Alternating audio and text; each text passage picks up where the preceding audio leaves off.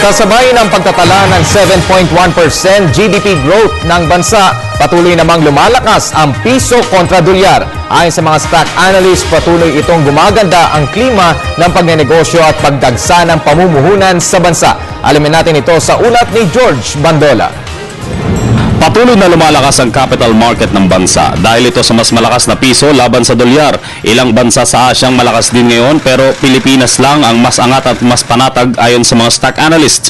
Sabi ni Astro Del Castillo ng First Grade Financial Holdings, mas malaki na ang investment ng Philippine peso sa stock market kaysa sa mga foreign funds. Sa stock market po, baliktad na po ngayon. Dati lang po na malaki ang foreign funds. Ngayon po, mas malaki na ang domestic funds. It's more than around 60% compared to the of the foreign. No? And also, yung local funds po, lumalabas na rin po sa ating yung hot money lang po, no?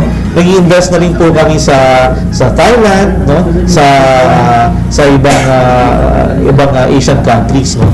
Totoong ang sektor ng mga OFW remittances at export ang apektado sa paglakas ng piso, pero ayon kay Astro, mas malaki ang benepisyo sa bansa ng paglakas ng piso. Paghandaan, cost of input sila, kailangan talaga mas maging sensitibo sila, no?